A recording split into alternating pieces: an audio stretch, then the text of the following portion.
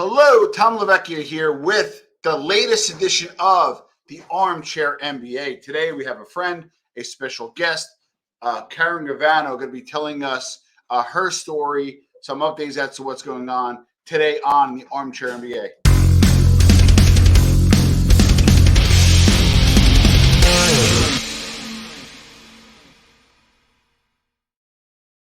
I have Karen in the green room.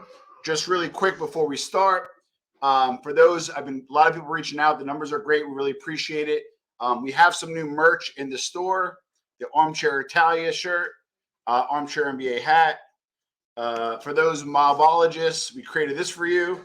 RJ Roger inspiration, the My Wife Hates Me shirt, perfect for Father's Day, and the Mega Gatsafai hand. With that being said, with further ado, Karen Gravano, welcome to the Armchair NBA. How you doing? Good, Tom. How are you? Long time no see, actually. I haven't seen you in a while, and I know you've been busy. And I have to say, I made the mistake of announcing you coming on about 6 weeks ago, and to this day, I get daily reminders from people as to when you're coming on. So welcome to the show. Well, I apologize. That was definitely all my fault. I've just been dealing with some family issues and traveling and stuff like that, so my schedule has been all over the place. Oh, and then I had the big year this year. The big 5-0. I don't like to say it. So happy birthday! I had a little surprise in Mexico. God bless. Happy birthday. So we'll jump right in, right? So people are always curious about, I want to start off your early childhood, right? I believe you were born in Brooklyn. Early childhood. How was your early childhood as Karen Gravano growing up? Amazing. I think that I had just a regular, ordinary childhood. I grew up in a very close-knit Italian family, surrounded by family, parties, love, whatever seemed to have gone on outside the house. I was very shielded from that. I just had a mom that was home. She was a, stay-at-home mom. She took care of me and my brother. I had so many cousins, and just really like my earliest memories of childhood was filled with like love and family. Yeah.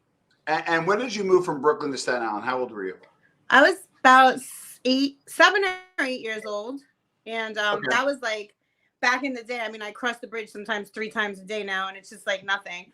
But back, being 7 years old, and, Brooklyn to Staten Island was just such a big move, especially now. Staten Island is all built up, and back when I came here, and I don't want to date myself, but I just told you guys I turned 50. But anyway, it was like a lot of farmland. So it just seemed like I was moving to a whole new world back. Yeah, especially. Yeah, it froze for a second, but we got that. You moved to Staten Island, a lot of farmland, and a whole new world. So obviously, it was a new world for you. Yeah. 7, 8 years old. Yeah. When you moved there, did you have your fast neighborhood friends? You just kind of showed your brother. What was that like in Staten Island at first?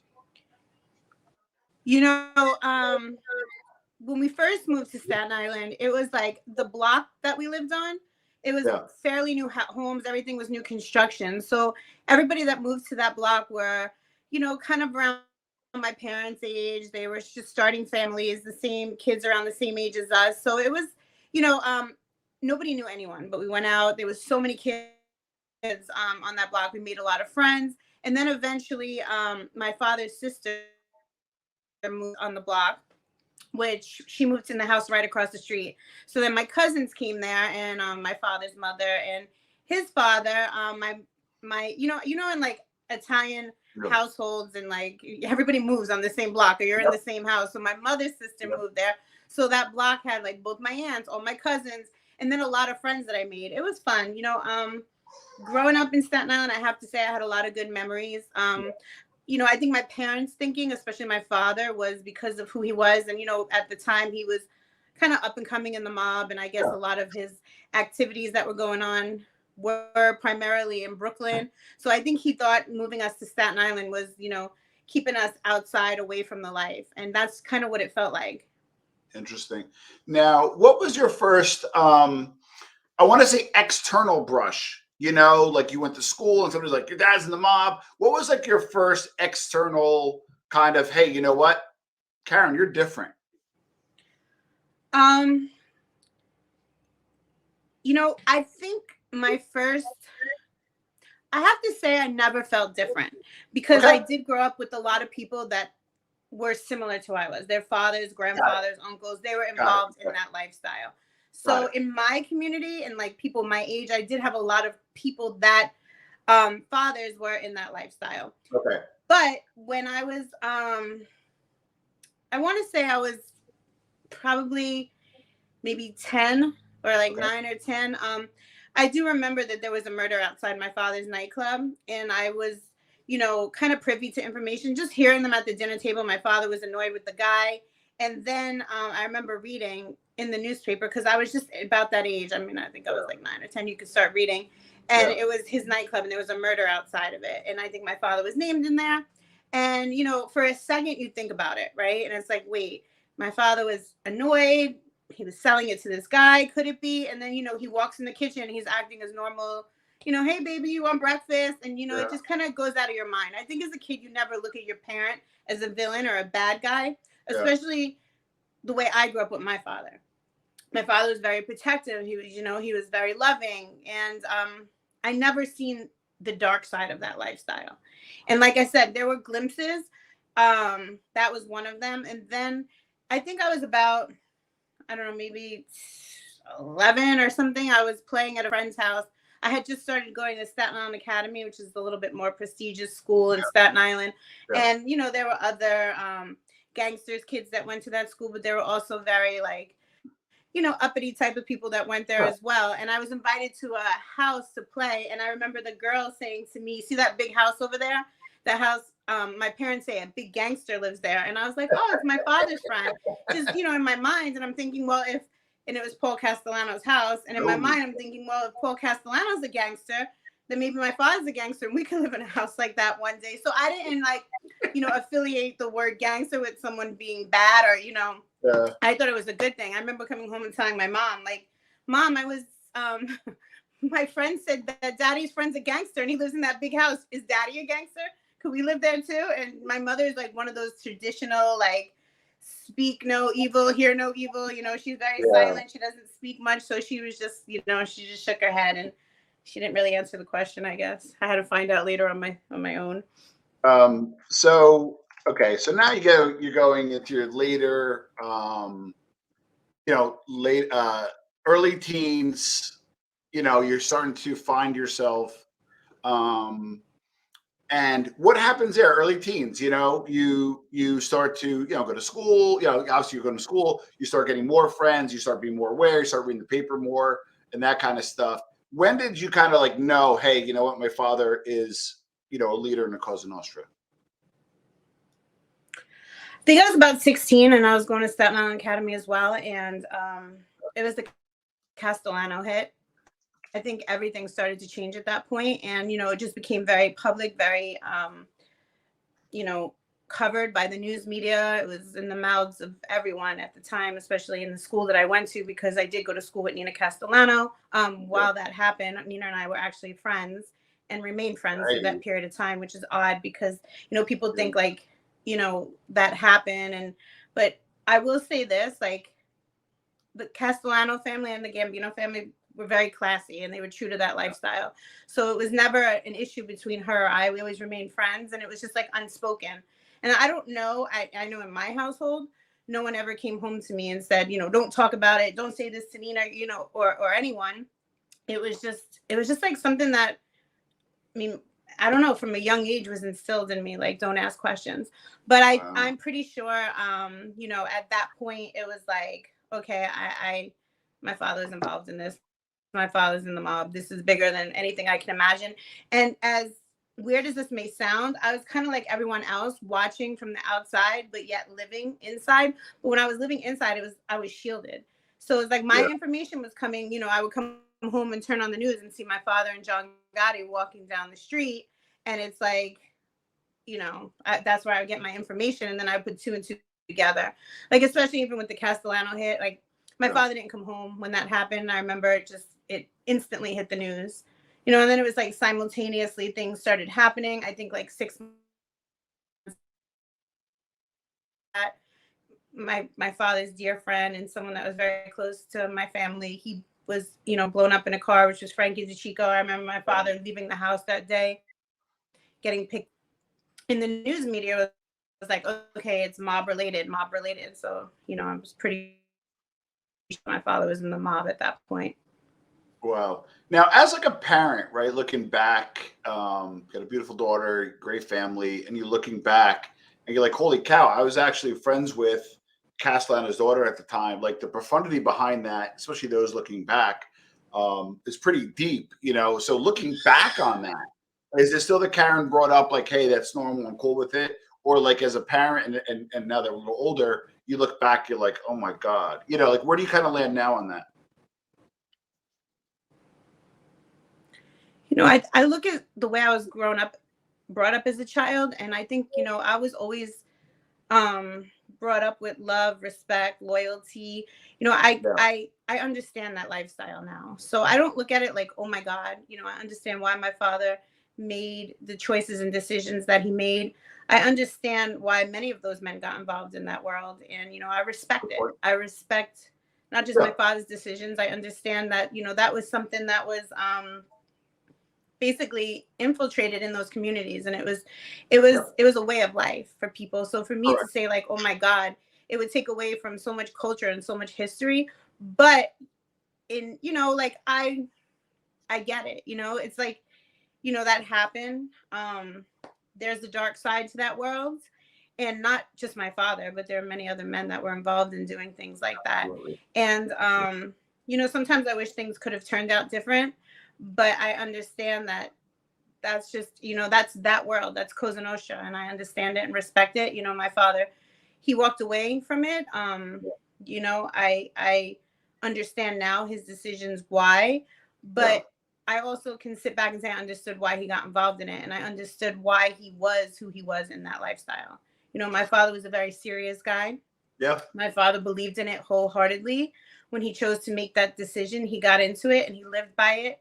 And he'll probably die by some of, his beliefs into that world. And, I think when you do something like that, that's how you have to be. So, like I said, again, I mean, there were things that happened that if, I wish I could change, but they didn't. And it's what made us who we are now. And I like to say that, I could walk away a better person. Yeah, and that's hard to do. Again, walk a mile in your shoes. People approach things differently. So you're at your big Sweet 16. You have, a big event. At this point, post Castellano, as I understand, and at this point, is life different because he became underboss? Like, did you feel like, hey, you got that little, extra toy, and you go on his extra trips? Like, did you feel his bump in the mob, like whether it be financially, I guess maybe motivation wise, whatever that was, it may be extra skipping your father's step. When he got bumped up to the number 2 spot as Karen Gravano, did you kind of feel it, or he even shielded the bump from you? Yes, definitely. Too? I mean, it was just like life changed drastically. Yeah. We had, my father always tried to keep us grounded, but just things started moving fast, and especially after, I want to say, the Frank DeChico car bombing, like my father had drivers. There was people around him at all times. I seen the respect that he got. And my father always had respect, and he always treated people with respect. Yeah. But it was different now. I can see the power. Me being his daughter, I go into restaurants, and it's like, you don't have to pay the bill. Of course, I love to take advantage of that, but my father always kept me grounded. I remember one time I was notorious for crashing cars. So I had gotten a Maxima car. That's what I wanted. And I crashed it. My father got me another car and I totaled it. But I brought it to a car shop and the guy was repairing something. And he put a car phone in the car because I was asking about it. So I'm like, well, I can't pay for this. Like, how much is it going to be? He's like, don't worry, it's on me. And I remember my father just being like, get it out. Wow. He definitely moved in a certain kind of way. My father was a boss, but he kept his family grounded. That's one thing I can say. And, I now in retrospect, looking back, I mean, of course I would have loved to have been treated like a princess back then. And I was amongst, my father and the family, but, there were some perks that I would have liked to have taken more advantage of, like free jewelry and stuff like that. I mean, I got it. I'm not gonna lie, but there could have been more. But you know, I think now looking back, it made me who I am, and I think a lot of like my work ethic came from him. Like, you know, he gave me a florist for my 19th. Yeah, I wanted to talk about that. Yeah. So I think a lot of, you know, it definitely came with a lot of perks. You know, there was a lot of people around us. There was free things, meals paid. Yes, there was a lot of perks. But then there was also a lot of things that, you know, I could feel the added tension. You know, there were times now in my mind where I would think, you know, is my father going to get arrested? I would see the the FBI surveillance outside. I would see, you know, read newspapers. People were dying. So that was also something in the back of my head now. Is like, you know, am I going to pick up a paper one day and my father's going to not make it home? So it was good things and bad things. It's just I had to balance it. I remember when you had your florist, because a friend of mine, they since sold it, but a friend of mine had a big florist shop on 3rd Avenue. And then you opened up your place in Brooklyn and you got a lot of that business, which was the funeral homes and all that kind of stuff. So what were granted, like, and that's what, listen, you know what, guys, that's a business lesson. Screw this whole, like, nepotism. You know what? Family connections matter. You know what? It's who you know. It's not what you know. And you know what? She probably had some leg ups in that florist because her father, who he was. 1,000%. But that's a business lesson right there. You know what? If you want to think of it as just all hard work, you got to get over it. But you did work hard, and the florist was very successful. What were some of the business lessons that you learned? You know, normally when people open up a florist, it takes, you know, or any business, you know, a new business, it usually takes about a year to get it off the ground, right? You have to market and really build it up. Well, I think it's safe to say that mine was like an overnight success. So I opened the doors and I was immediately the house florist of the El Carib, which was one of the biggest catering homes. You know, multiple funeral parlors.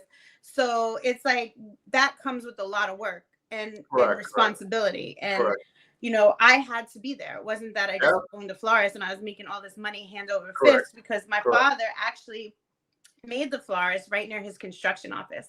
So he can make sure, because, you know, there's one thing about my father.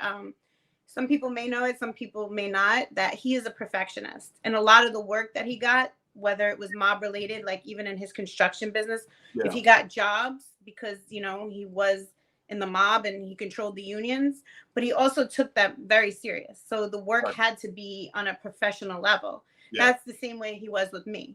Like, you have all this work now, you're blessed to have it. Now you're going to be able to present this professional.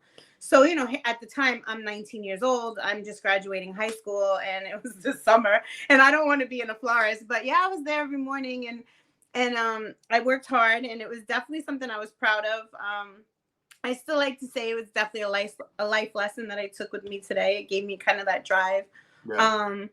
But it wasn't easy, you know. I didn't get the you know, the I want to say like the build up.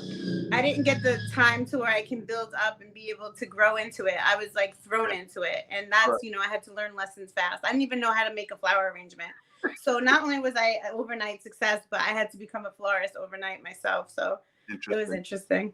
Trial by fire. So bring us to 1990. I was about 15. And I said this on the show, and Karen knows this. We were related. My first cousin married her her cousin, and but we never met earlier on. We actually met at the Entourage premiere, the final season in New York physically. But I always knew of Karen. I knew we were related to her. My mother kind of pushed us away. She didn't like those cousins anyway, so it worked out. But with that being said, though, is when he got picked up, it had a lot of rumblings in our family and obviously with the world in 1990. Where were you when your father got picked up? Well, I was actually, it was around Christmas time. So I remember I was in the house. We were home, and I kind of knew that it was happening. So it was, my father had known, they were tipped off, and prior to him getting arrested, he had gone on the lam. I remember that. He was away for like about a month and a half, and we had no contact with him while he was away. Oh, wow. Okay. And you know, we didn't know how long that to me was the most unsecure time in my life because I really didn't know what was going on. No one was telling us nothing. Correct. And then I remember there becoming an article that he could possibly be missing or he could be dead. Yes. And I knew he wasn't. That I did know, but I didn't know if like I'd ever see him again. So it was like a whole month and a half of like this uncertainty. And it was like heavy duty surveillance. Now the FBI was not just surveillancing my father. Well, they weren't because he was no longer there, but it was like me, my brother. Like they were following us to school because I think they felt like, you know, or to work at the time I had the florist to see if we would lead to him. And he had shown up one morning. I remember my mother going, come downstairs. And I came downstairs and he was in the kitchen. And I remember just bawling, crying. You know, he had a full on beard and he just like he had a lumberjack jacket on. And I was like, what is going on? And, you know, he had basically explained to me what was going on. And he said, an indictment came down. I'm probably going to get arrested. And, you know, I didn't imagine the magnitude of what was going to happen. You know, I'm okay, you're going to get arrested. And I remember it was that night he had left. He went downtown to go meet John Gotti, and I guess he knew. And to my knowledge, what I was told afterwards was he kind of tried to divert it because, you know, the whole FBI was looking for him. And he's saying, John, like, let's go meet somewhere else or whatever. But John wanted to hold court. And we were home. I guess, you know, my mother knew once he showed up at the Ravenite, it was going to go down because the government was all over the place looking for him. And it did. That's exactly how it went down. So I remember watching it on the news. And while it was happening, I'm like, okay, he'll be home, like, you know, and then boom, denied bail. And it was like, wait, he's not coming home. And then, you know, boom, it's like he's the underboss of the most powerful crime family. Okay. So I kind of assumed he was in the mob, but what is the most powerful crime family? Like, you know, now it just started all unraveling. Wow. And while it's unraveling, it's like, you know, my father's trying to fight for his case. And, you know, it was like we were going on visits and, you know, it was just a lot of intense stuff happening. I remember like my father telling us, like, you can't come on a visit without John's family being there because he doesn't want me to have visits without him being present. So it was like, while this is all being played out in the news, and me personally, I'm speaking from whatever my father was learning between his relationship and John was what they were learning. But for me, it was like learning what this world was, but then also seeing this intense kind of like, okay, we're in this situation now. It's like we can't even go visit him because we have to wait for these people to come. And it was like a lot of stuff was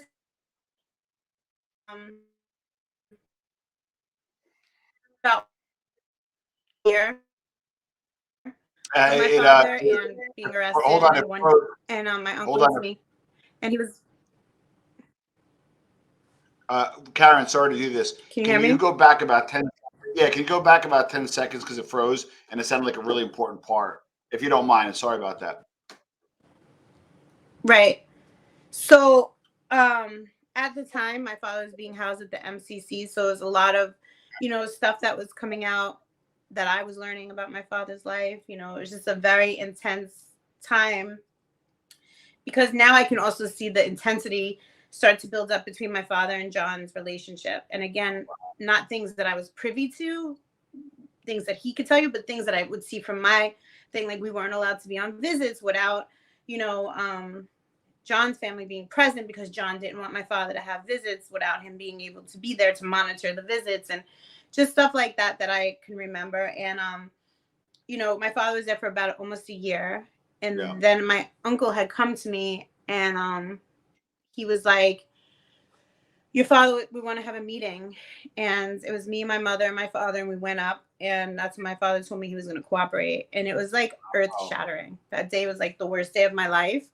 It felt like the whole world was just ripped out from underneath me. Everything I was ever taught to believe in, everything I ever believed in was just, you know, and I remember it was like, why are you doing this? We've been fighting for so long. Like, I never heard of this. My father had no intentions. Like, he was making plans of how we were going to go on after, how we were going to live our lives. So this was like a side, you know, like a curveball. And sorry, I'm not crying. I'm like, all of a sudden I'm choking. But anyway, it was emotional. That happened. And what? It was emotional at the time, obviously. No, it was definitely emotional, but all of a sudden I'm getting I know. It's But yeah, it was definitely emotional. So yeah, after that, I was like, I'm not going into the program. I want nothing to do with this. Um, Oh, I didn't talk to my father for a long time. I was definitely rebellious. I acted out and did all kinds of things that I probably would have never done if this didn't happen. And it yeah. took us a long time to get to a point where we really, sat down and talked about it. And when we did, I wanted to know everything. I wanted to, like he owed me an explanation, because now this world that he tried to keep us so sheltered from has now become a reality. To live in it. Now I have to get up every day face. Can you hear me? Yeah, I can hear you. No, you said you got to get up every day and Hello. face. Can you hear me? Yeah, I can hear. I can hear you. Does it sound okay now? Yeah. Okay. Yep. So did you go into the program? You and Gerard go into the program right away, or was there a delay for you to go into the program? We never went into the program. Never. They just Wow. moved to Arizona. We never went into the program. Actually, my father did, but only for 6 months, and then he signed himself out because it was too many restrictions, and we refused to go in there. So obviously, with him being in the program, we weren't allowed to have any contact with him. So he didn't want that, Wow. and So how was life? Give us your first year in Arizona. my first year in Arizona, I found out I was pregnant within the first. Well, let me clear this up. So when my mother moved to Arizona because she found out there was a hit on my brother. They were actually plotting to kill Gerard and to, I guess, stop my father from cooperating. And it wasn't John Gotti. It was someone else. It was after the Gotti trial, and that would have never worked. My father would just came back. One thing I will say about my father is, whatever he did for the Gambino family, he will do 10 times over for his own family. And I don't say that with pride. I just say that with reality. Like, so, Wow. you know, doing that would have never stopped him, or like, and a person who was actually the one that was trying to do that was the confidential informant and was cooperating with the government for years. So it's usually the people that always are talking the most or trying to divert the attention somewhere else, like, oh, let's kill Sammy's son, so we don't believe in ratting. Meanwhile, they're the biggest cooperating witnesses undercover, which eventually came out. So um it just, Interesting. everything's smoke and mirrors at times, and that's a lesson that I had to learn and live. So those were things that were happening and me seeing. Okay, so here I am so angry at my father because he walked away from a lifestyle, but what did he walk away from? Snakes, double crossers. I see situations like that, a person trying to have my brother killed to divert the attention that they're an informant. um and I always say this, even when it comes to John Gotti and stuff like that. That's one thing. Even with my father on his end, my father never tried to hurt his son or in his family, and vice versa. It was a mutual respect, and I will take my hat off when my hat needs to be taken off for Yeah. certain situations. But it took you know people double crossing me, or like not being welcome into people's houses, and things had to kind of like start unraveling from my own eyes and my own knowledge, and me starting to learn certain things that I had now was able to have information to, because of my father and because of the situation. Like, I had to learn to live life differently. I no longer, I have eyes in the back of my head, in the front now. Like, I'm paying attention to everything. That's how now I have to live life because of these circumstances. I'm not just this protected little mob princess and living in a world that seems you know peaches and cream. Now the reality is, I was in that world and I lived on the one side of it. Now I'm tossed into both sides. So Wow. when I was going through all that, I was angry. I was angry at my father or whatever. So when I finally got to Arizona, I'm like, what is this? Like, I need to know everything. We started building our relationship, but when I got there, I found out I was pregnant. So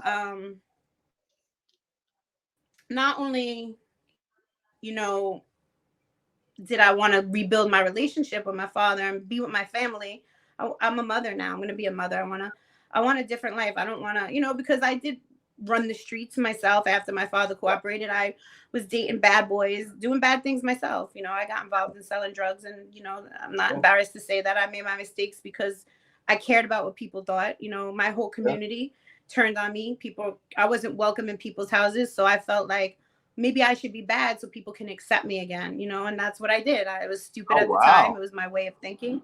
And, you know, I made my mistakes. Yeah.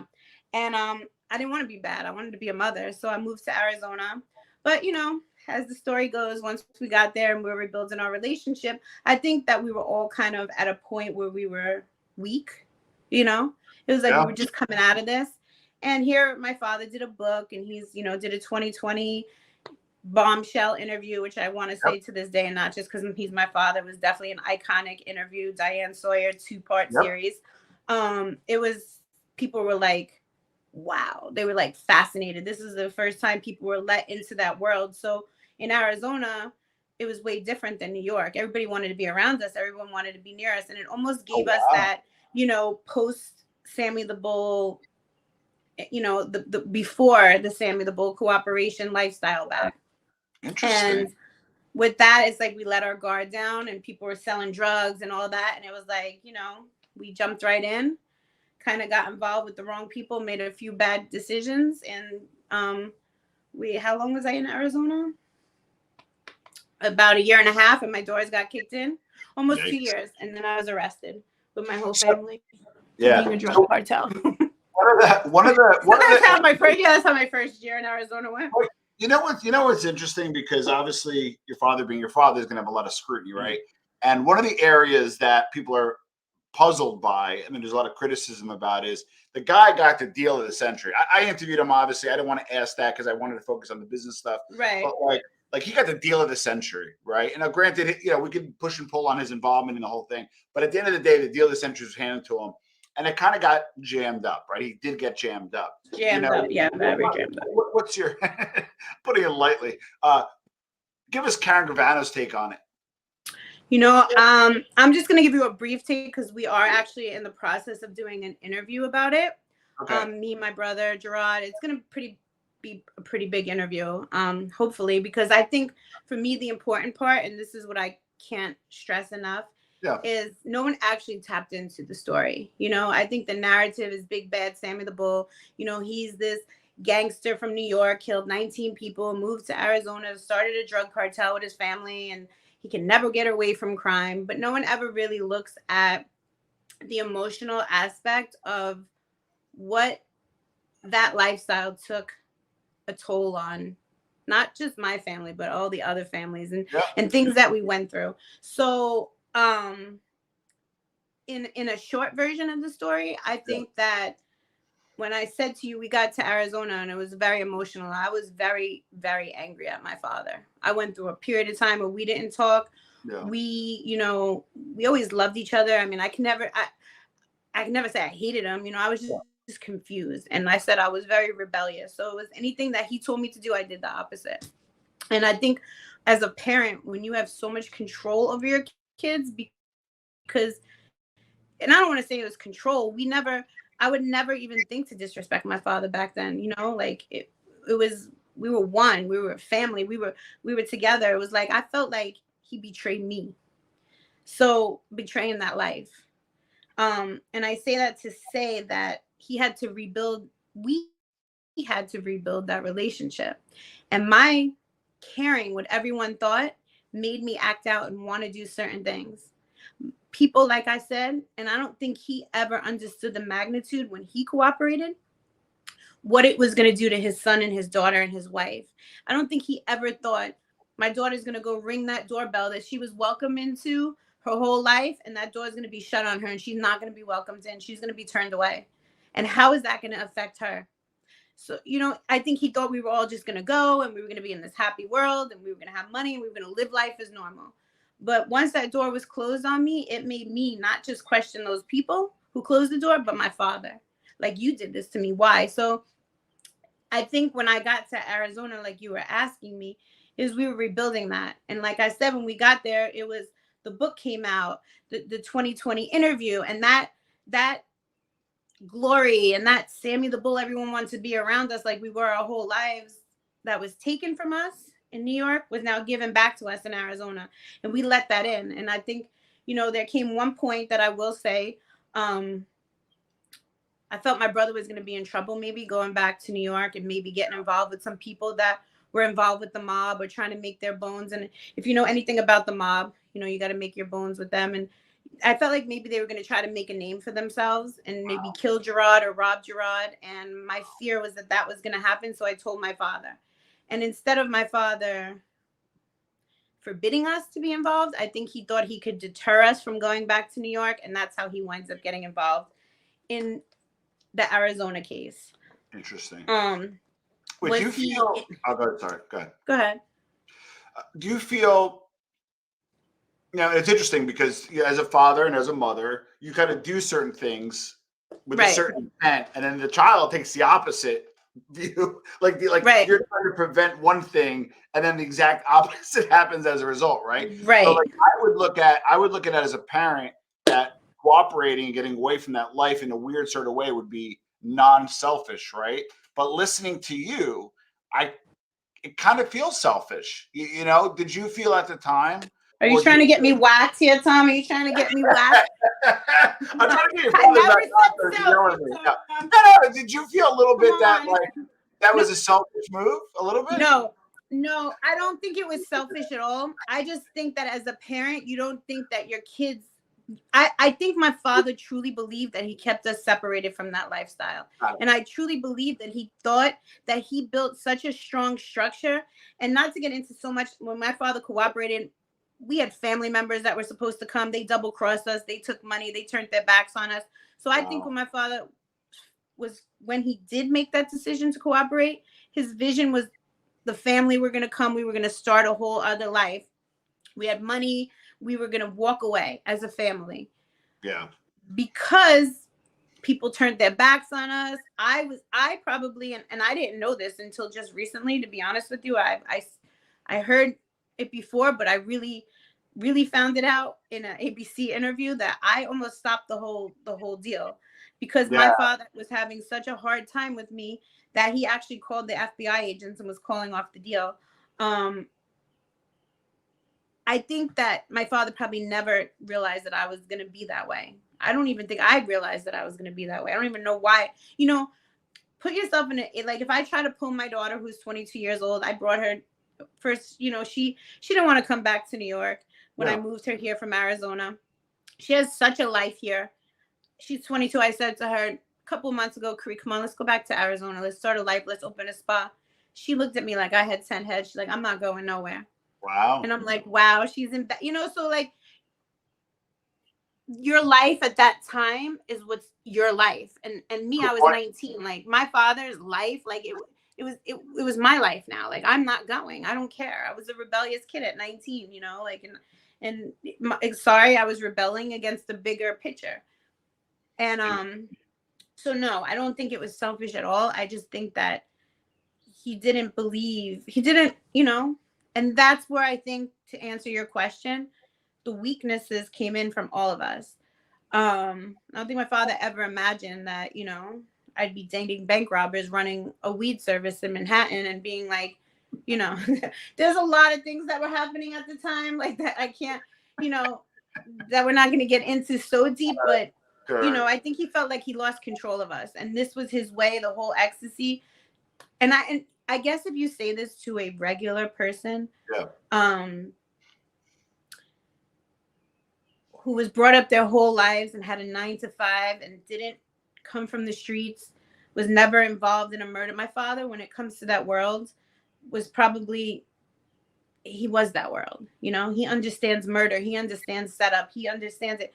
So in his mind, he's thinking, my son's going to go to New York. These people are going to lure him in and they're going to kill him. Yeah. So let me jump in with him and try to lure him and pull him this way. It's hard for an average person to think like that because you don't understand that. You know what I mean? Me personally, if my daughter came to me, I'd probably do the same thing. Yeah. I mean, I definitely would do. And is that going to work out? No. I mean, look, we dealt with the repercussions.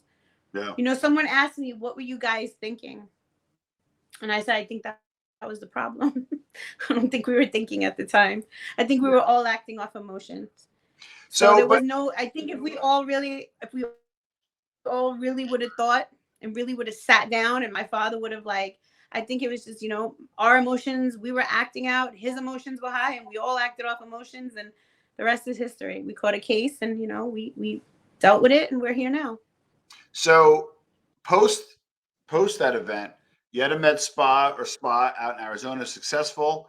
You wrote a New York bestseller, Mob Daughter. And then now, now moved, to New York. And how's life now? Life is good. I just produced a show for MTV, Families of the Mafia. We did 2 seasons. It was great. We're still in the air. I mean, we are thinking of doing another season. We are also talking about going in other avenues, whether it's scripted or movie. I don't know. We have like a lot of ideas. The reality part of it for me, I'm exhausted. Like I told my story 100 times, a million times. You know, my daughter, she's a beautiful girl. She's very successful. She's a hustler. She's working hard, and to always have that affiliation, and you're always going to have it, but then to turn on the TV and you're talking about it all the time, it starts to become exhausting. Yeah. But I do it for a reason, because I do believe that a lot of people that go through different experiences can relate on certain levels. Yeah. And maybe, it could help. Like for me, prison reform is a huge thing, and I've been working on a bunch of that. But I'm also still working on producing. My mother has a production company that I've been working, helping her with. And nice.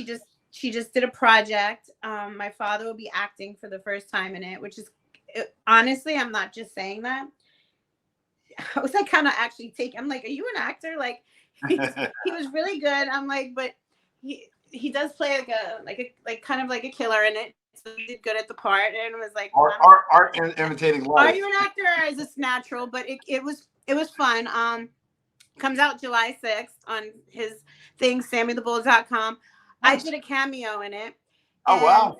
We actually played a scene that we reenacted. That was me visiting him in the prison, and we kind of did it reverse, because it was before he cooperated when I visited him, but it was like after, and we did that like raw emotion. It was definitely very emotional for the both of us to kind of go back and revisit it.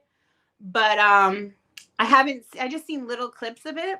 Actually, the trailer just came out. I put it on my Instagram, but it definitely exceeds anything that I thought it would be. So I'm working on some projects with my mother, but with my father as well. And, we're just having fun with it. Like, we're just going with it. That's awesome. Before we conclude, we're going to do a little memory lane. So here we have a much younger version of me. We have Karen.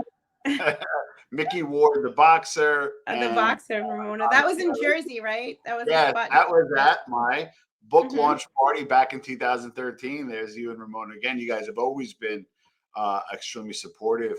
And I want to show you something else. I don't know if you got the email, but I pulled something up that I didn't see in a while, and this will be interesting. Oh yeah, I seen that. Yeah, I got it. It's amazing. That was actually that was an amazing night for me. My book release party, and there you are. You without a beard. There's Dan. There's Marvin. You still talk to Marvin, or not as much? Yeah, I mean, I haven't, not as much, no, but there we go. There's Big Ange. Rest in peace, Big Ange. I remember I was outside, and I just want to get some air. I don't smoke, because you can't smoke in the club's air. And she was smoking a Capri. I'm like, who still smokes Capri? She goes, I do, darling. And I was like, oh, a bad Big Ange, but rest in peace to her. Yeah, she was amazing. She was definitely a larger than life character. There's you, crew. Yeah. There's Chris. I don't know if you remember Spider-Man. Yes, Spider-Man. Ramona. Chris and Ramona. Dr. Fiorello. Hopefully he's doing well.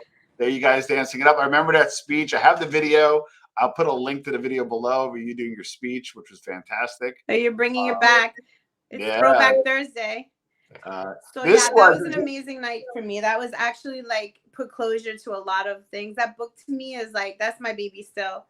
More than anything that I've ever done. And, you know, I think for me, writing that book to actually sit down and be able to put my feelings on paper was something that I will always consider like a huge accomplishment in my life. Yeah. And I love that picture. And I look skinny, so I like it even more. and listen, even though it takes me about 10 weeks to get Karen on, we're going to keep it shorter today because there's a lot more going on. She's a lot going on in her life. We're going to work on a studio interview. I'm working on getting a studio. We wanted to get this out of the way because Gravano name is relevant again. Karen is making it relevant. And Karen, as always, great seeing you. Hopefully we'll get together in person soon. And I appreciate you coming on. Thank you. And I just want to plug, go to sammythebull.com. It's by that series. It's definitely, it's like a fictional based off of true events. It's definitely something that I'm very proud of. It's like the first production that we did, and my father's acting in it, and I have a little cameo. So I love it. Well, don't judge me if I'm not good. I'll try to get better. I've taken acting lessons. Your father's interview with me, I'm going to put it up top on the card and at the end. It's approaching 200,000 views, but I got a feeling this one's going to do really well too. And I know you guys are really competitive, so we'll have a little fun with it. We'll see how it does, but I'm sure it's going to do well. Karen, thank you for being on the show, and thank you for being on the show. Thank you. Appreciate it. My pleasure. Bye.